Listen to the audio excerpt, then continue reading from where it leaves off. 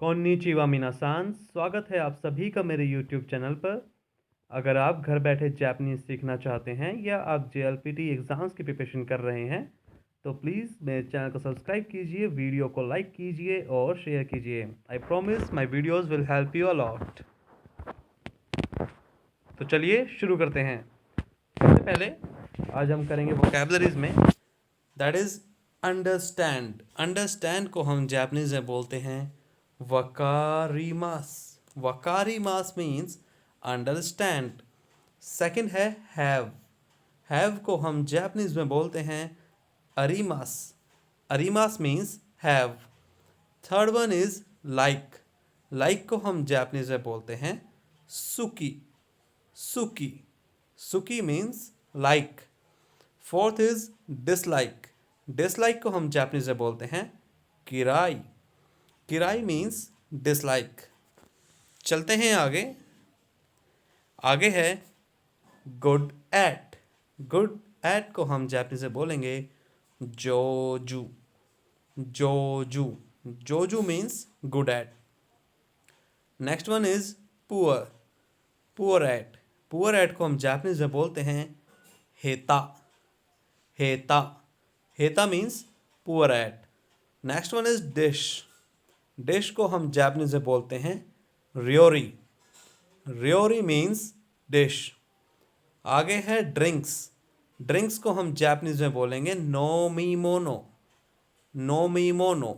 नोमीमोनो means drinks. Next one is sports. Sports को हम Japanese में बोलते हैं सुपोत्सु।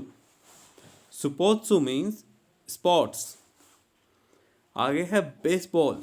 बेसबॉल को हम जापानीज में बोलते हैं, ये याक्यू है, ये यहाँ पर गलत लिखा है, यू की जगह या आएगा, इट्स याक्यू। याक्यू मीन्स बेसबॉल।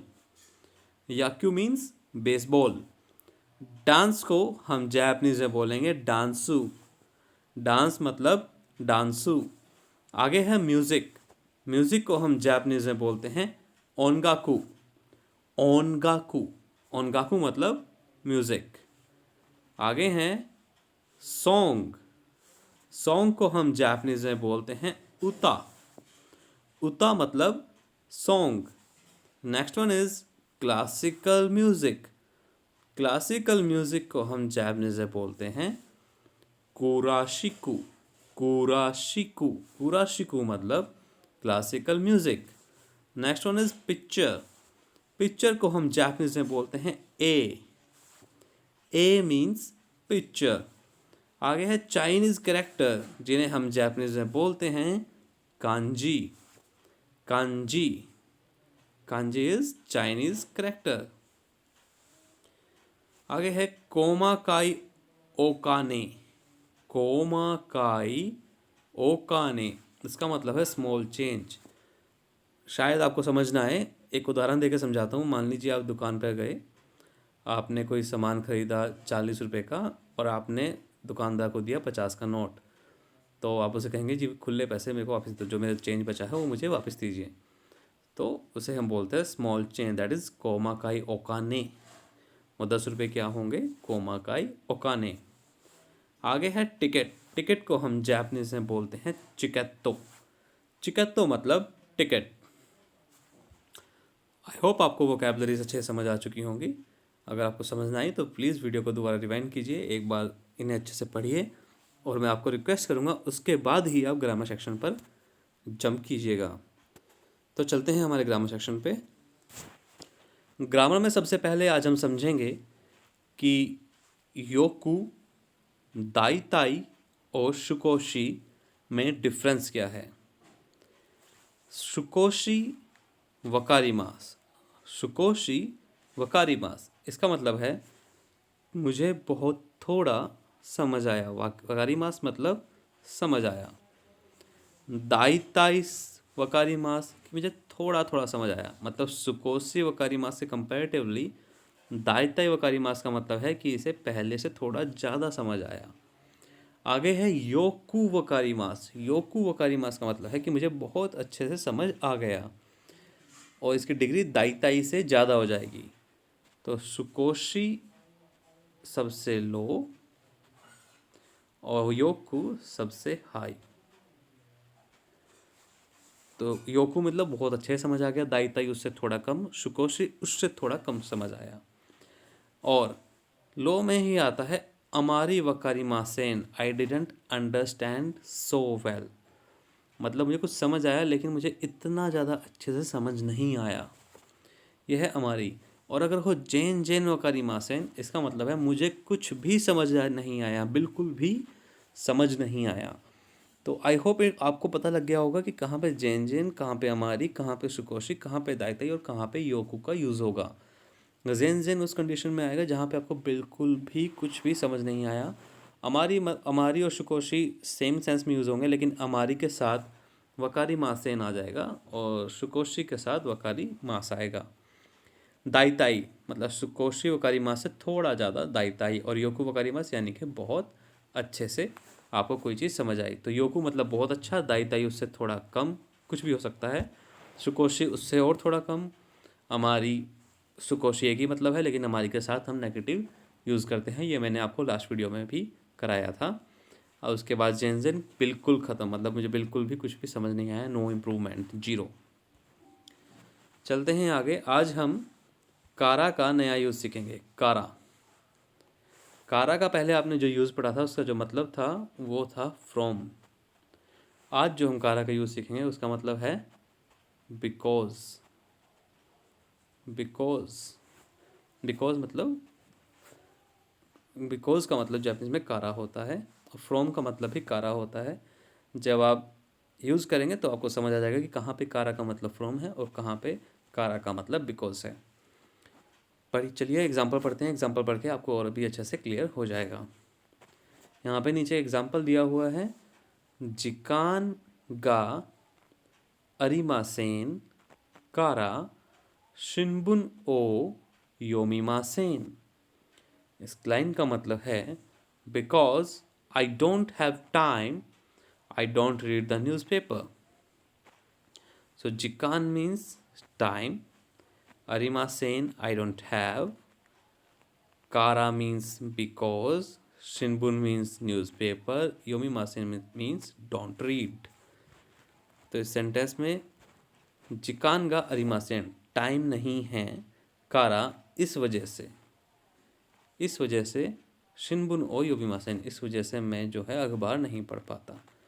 तो आपको पहले रीज़न देना है, उसके बाद एक्सप्लेन करना है कि आप उसकी रीज़न की वजह से क्या नहीं कर पाते। ये हमेशा इसी फॉर्म में लिखा जाएगा। और देखा जाए तो इंग्लिश में भी बिकॉज का यूज़ ऐसे ही किया जाता है। पहले आपको रीज़न, उसके बाद आपको एक्सप्लेन करना है कि इस रीज़न की वजह से मैं ये काम नहीं कर सकता। तो कारा का मतलब हो जाएगा, कारा कनेक्ट करेगा उस रीज़न को उस काम के ना होने के साथ। सो जिकान गा अरिमासेन कारा शिनबुन ओ योमी मासेन। आगे है दोशिते। दोशिते का डायरेक्ट मतलब होता है वाई। बहुत ही सिंपल है इसे समझना। जहाँ पर भी वाई की सेंस आए, क्यों की सेंस आए, वहाँ पे हम दोशिते का यूज़ करते हैं। नीचे एग्जाम्पल है, दोशिते दिल्ली ए इकिमास का। दोशिते मतलब वाई, दिल्ली ए इकिमास का, why you will go to Delhi, why you will go to Delhi. लेकिन अगर यहाँ पे इकिमास्का की जगह होता इकिमाशिता,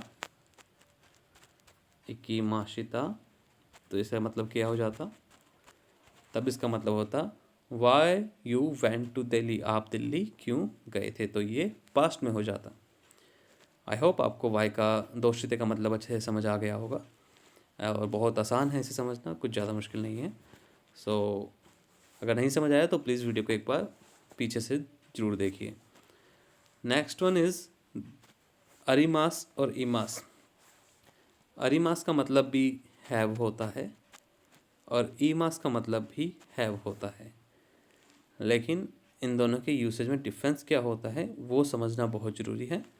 और इस टॉपिक पे हमेशा कोई ना कोई क्वेश्चन जेएलपीटी के एग्ज़ाम्स में ज़रूर आता है कि कहाँ पे अरिमास का यूज़ होगा और कहाँ पे ईमास का यूज़ होगा।